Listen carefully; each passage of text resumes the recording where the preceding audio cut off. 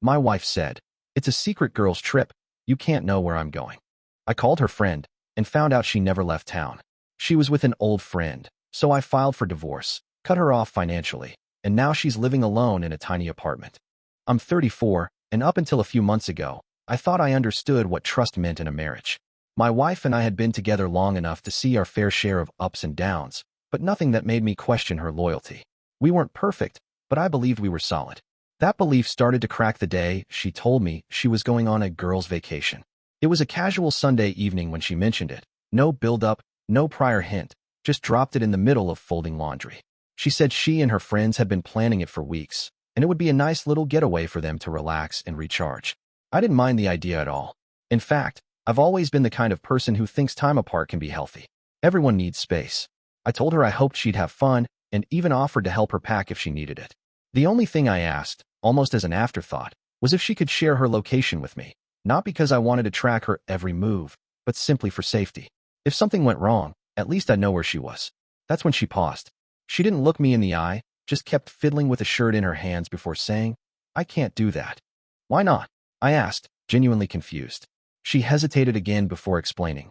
"We all agreed it's going to be a secret. None of us are telling anyone where we're going. It's part of the fun."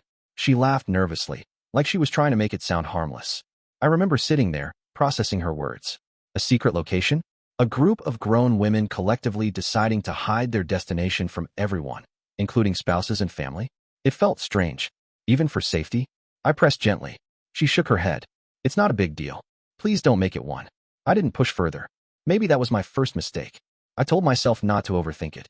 People can have quirks. Maybe this was just some unusual bonding thing they'd come up with. Still, the way she avoided my eyes made something in the back of my mind stir. Over the next few days, she seemed lighter, excited, but not in the way you'd expect before a vacation. It was almost as if she was carrying a private joke she couldn't share. She bought new clothes, spent more time on her appearance, and kept her phone closer than usual. I told myself it was probably normal pre-trip energy, but the unease in my gut didn't go away. The morning she left, I carried her suitcase to the car. She gave me a quick kiss goodbye, thanked me for being cool about it, and drove off.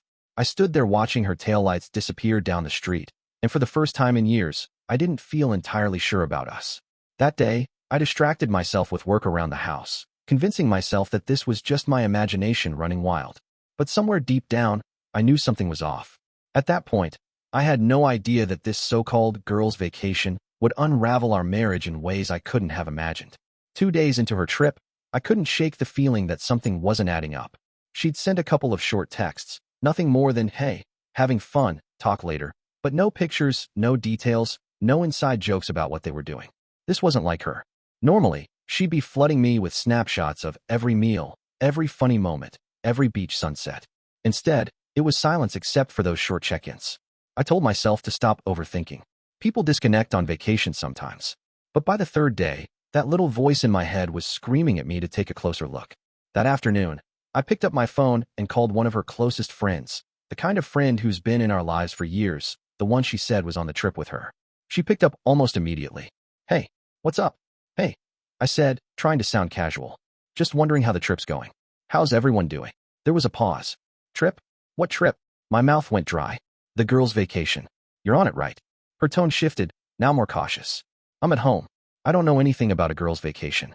Did she say I was with her?" It felt like the air got heavier around me. "Yeah, she mentioned you were one of the people going."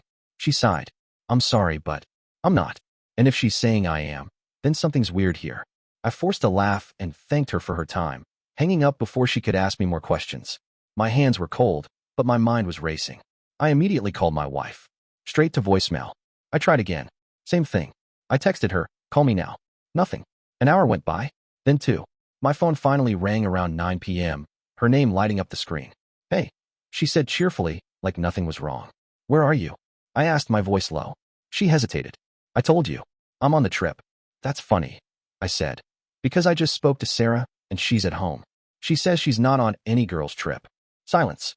For a few seconds, all I heard was faint background noise on her end.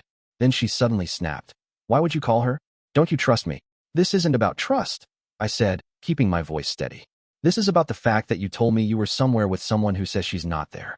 That's not a misunderstanding. That's a lie." She got defensive fast. "You're overreacting." I can't believe you went behind my back like this. You want me to believe you? I said. Fine. Turn on your camera right now. Let's do a quick video call. If everything's fine, this conversation ends here.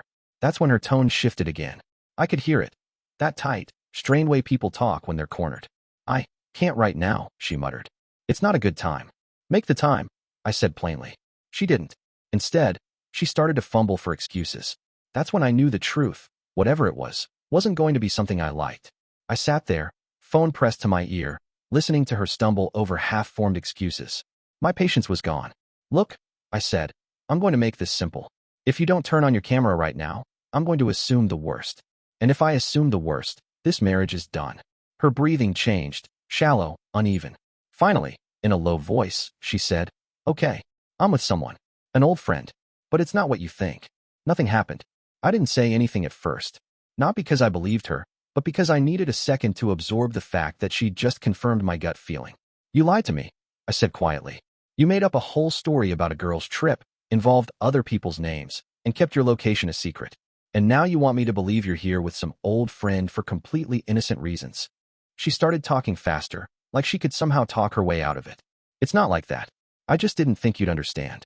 We've known each other for years, and I wanted to catch up without it turning into a big deal. I almost laughed. You think disappearing for days, lying about who you're with, and refusing to video call isn't a big deal. Instead of answering that, she flipped it back on me. Why would you call Sarah? That's crossing a line. You should have trusted me. You lost the right to talk about trust the moment you lied about where you were. Her voice cracked. Please don't do this. I don't want to lose everything over a misunderstanding. Then explain it, I said. Give me one good reason why I should believe anything you say right now. She didn't have one. There was just a long pause, followed by another soft, it's not what you think. I told her I'd be calling her mother to let her know what was going on. That seemed to jolt her. No, don't get them involved, she said quickly, but I'd already made up my mind. When her mother picked up, I laid out everything. The supposed girl's trip, the call to Sarah, the admission that she was with an old friend. I didn't raise my voice or try to dramatize it. I just told her exactly what happened. Her mother's reaction was immediate, denial. That doesn't sound like her, she said firmly. You must have misunderstood. Maybe you misheard. She would never do something like that. Then her sister chimed in from the background, telling me I was overreacting, that marriages go through rough patches, that I shouldn't throw it all away over one confusing situation. But I'd lived with my wife long enough to know the difference between confusion and a deliberate lie. This wasn't a bad moment or a misunderstanding. This was a choice she made over and over again, from the first lie to every excuse afterward. I ended the call with her family, knowing there was no point in trying to convince people who didn't want to hear the truth. By the time I hung up, I knew exactly what I had to do next. The night after I spoke to her family, I sat alone at the kitchen table with my laptop open. I'd made my decision, and there was no turning back. The next morning, I contacted a lawyer and started the divorce process. No dramatic announcements, no drawn-out fights, just a clean, legal separation from someone who had shown me she couldn't be trusted. I also took care of the practical things immediately. I closed our joint account, removed her from my credit cards, and changed all my online banking passwords. Within 48 hours, she no longer had access to a single cent of my money. When she finally came home, she tried to act like we could talk it out. She had that wide-eyed, pleading look, saying she'd made a mistake but didn't want to lose me over it. You lost me the moment you lied about where you were, I told her. You had every chance to be honest, and you chose not to be, over and over again. She started crying, telling me she didn't think I'd react this way, that she thought she could handle it without me finding out. That only made it worse. So it wasn't even about doing the right thing, I said. It was about whether or not you'd get caught. She didn't answer. She just stared at the floor. In the weeks that followed, she moved out. Her family stopped calling me, probably because they realized nothing they said was going to change my mind. I heard through mutual acquaintances that she was renting a small apartment on the edge of town, the kind of place you only take when you have no other options. She tried reaching out a few times, text messages about how lonely she was, how she missed the life we had, how she'd do anything to take it back. But I didn't respond. The trust we had wasn't just cracked, it was gone completely. The thing about betrayal is that it changes the way you see someone forever. Even if I tried to forgive her, every trip, every late night, every unanswered call would have been a question mark in my mind. That's no way to live.